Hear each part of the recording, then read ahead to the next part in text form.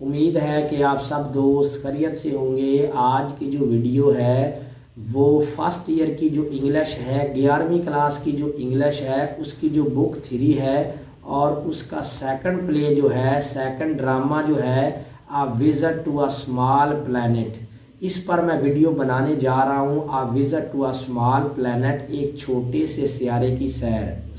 तो जिन दोस्तों को, जिन बच्चों को अभी तक इस प्ले की समझ नहीं आई वो लाजमी ये वीडियो देखें, इंशाल्लाह उनको लाजमी समझ आएगी।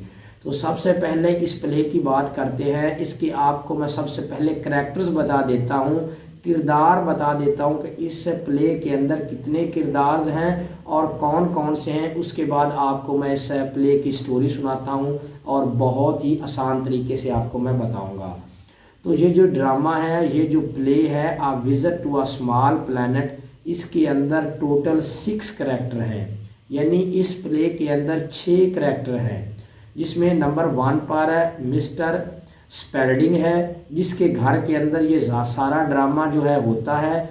और ये न्यूज़ कास्टर और जर्नलिस्ट है, यानी ये लोगों को खबरें टीवी पर बताता है मिस्टर स्पेल्डिंग, जिसके घर ये सारा ड्रामा वाक़या होता है। इसकी एक बेटी होती है, उसका नाम एलन होता है। और एक इसके अंदर करैक्टर है जॉन, जो एलन से बहुत ज़्यादा प्यार करता है। वो किसान होता है और उसके मूंगफली के खेत होते हैं। और जो एलन का बाप है मिस्टर स्पेल्डिंग, वो जॉन को बिल्कुल भी पसंद नहीं करता। इस ड्रामे के अंदर जो मेन करैक्टर है वो क्रैटन का है। वो किसी और सियारे से आता है और उसको दुनिया की जितनी भी लैंग्वेज हैं, ये जितनी भी ज़बानें हैं उसको आती होती हैं। और वो अपना दिफा खुद करना जानता है और उसको कोई नुकसान नहीं पहुंचा सकता। इसमें एक करैक्टर जो है वो जनरल पावर्स का है। और जनरल पावर्स जो है वो अमेरिका की जो सिक्योरिटी है उसका ज़िम्मेदार होता है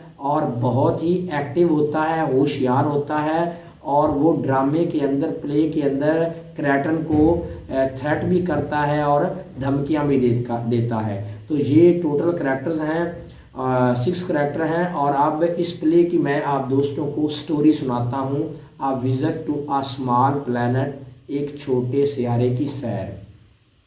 ये बिल्कुल छोटा सा प्ले है, छोटा सा ड्रामा है और एक ही रात में सारा ड्रामा जो है वो ख़त्म हो जाता है। ड्रामा जब शुरू होता है, मैरीलैंड एक जगह है, वहाँ पर मिस्टर स्पेल्डिंग का जो घर होता है, रात का वक़्त होता है। और मिस्टर स्पेल्डिंग जो है अपने घर के अंदर, कमरे के अंदर है, उसकी एक बेटी होती है और 2 टेक्नीशियन होते हैं।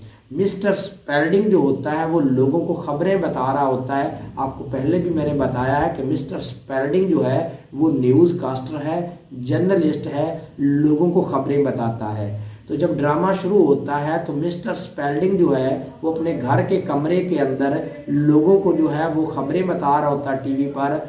जब वो खबरें ख़त्म करता है तो वो जो 2 टेक्नीशियन होते हैं वो वहाँ से चले जाते हैं। अब मिस्टर स्पेल्डिंग और उसकी जो बेटी एलन होती है वो दोनों रूम के अंदर मौजूद होते हैं। और मिस्टर स्पेल्डिंग जो है वो अपनी बेटी एलन से कहता है कि तुम जॉन से शादी ना करो, वो एक अच्छा आदमी नहीं है। वो एक फार्मर है, मूंगफली के उसके खेत हैं, वो मुझे पसंद नहीं है। बेशक वो अमीर है लेकिन वो आपके लायक नहीं है।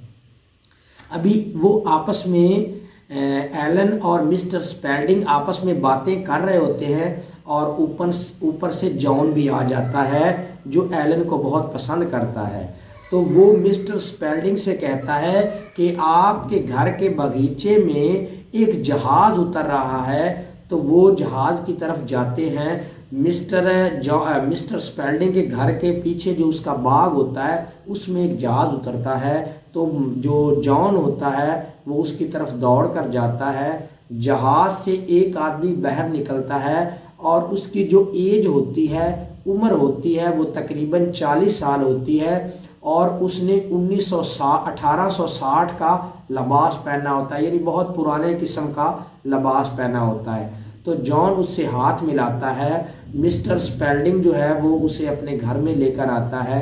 तो एलन उससे पूछती है, उसका नाम क्रैटन होता है जो जहाज़ से निकलता है। तो एलन उससे पूछती है कि तुम कोई जासूस तो नहीं हो, तुम अमेरिकन तो नहीं हो। वो कहता है कि ना कोई मैं जासूस हूँ और ना ही मैं कोई अमेरिकन हूँ।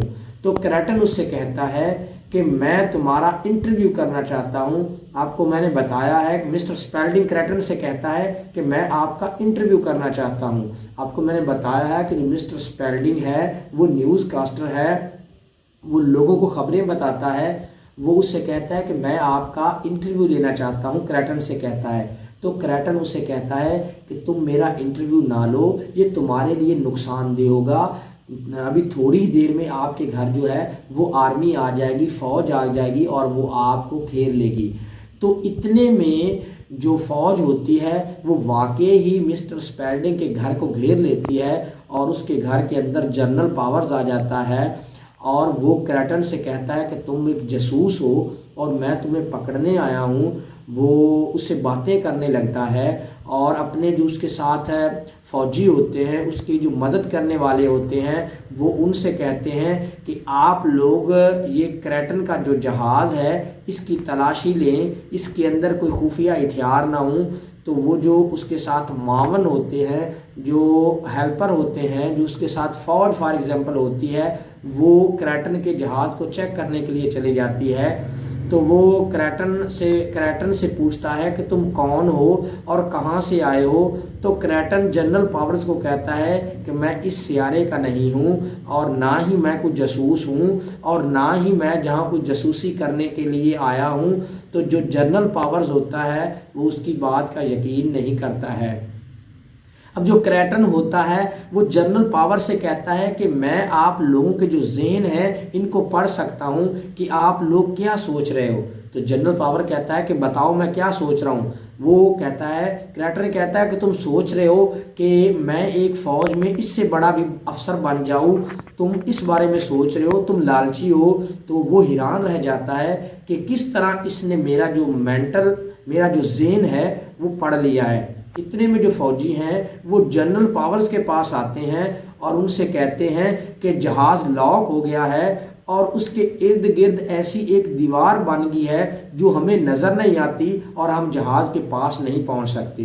तो जनरल पावर हैरान रह जाता है। वो क्रैटन को धमकी देता है कि मैं आपको पकड़ लूँगा अगर आप कुछ ऐसा करोगे, मुझे ठीक ठीक सब कुछ बता दो। इतने में जनरल पावर को अमेरिका के सदर की कॉल आ जाती है। तो वो उस पर फ़ोन से बात करने लगता है और वो उससे कहता है कि तुम किससे बात कर रहे हो। तो वो कहता है कि मैं अमेरिका के सदर से बात कर रहा हूँ और उसने कहा है कि इसको जहाँ से जाने ना दो। वो कहता है कि मैं भी उससे मिलना चाहता हूँ। तो वो उसके जो जनरल पावर्स होता है वो मिस्टर स्पेल्डिंग के घर को चारों तरफ से घेर के मार्शल लॉ लगा देता है कि आप सब में से कोई भी अब घर से बाहर नहीं जा सकता। तो क्रैटन कहता है कि मुझे कोई भी रोक नहीं सकता, अगर मैं जाना चाहूँ तो मुझे कोई भी रोक नहीं सकता। तो अब जो जनरल पावर है उसको अरेस्ट करने की कोशिश करता है तो उसके इर्द गिर्द एक ना नज़र आने वाली दीवार बन जाती है और वो हैरान रह जाता है।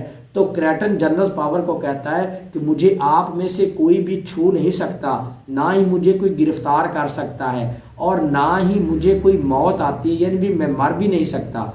तो वो जनरल पावर जो होता है वो हैरान हो जाता है। वो कहता है कि मैं आप लोगों के जहनों को पढ़ के बता सकता हूँ कि आप लोग क्या सोच रहे हो। अगर मैं बता दूँ कि आप लोग कितना घटिया सोच रहे हो तो आप सब लोग शर्मिंदा हो जाओगे, हैरान हो जाओगे, क्योंकि वो जहनों को पढ़ सकता है।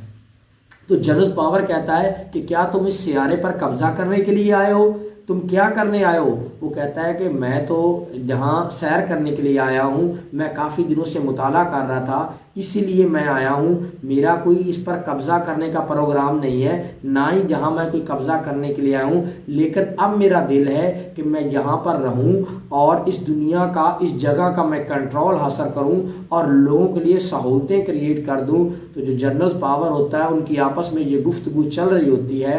तो मिस्टर स्पेल्डिंग जो होता है वो जनरल पावर से कहता है कि तुम इसको तंग ना करो।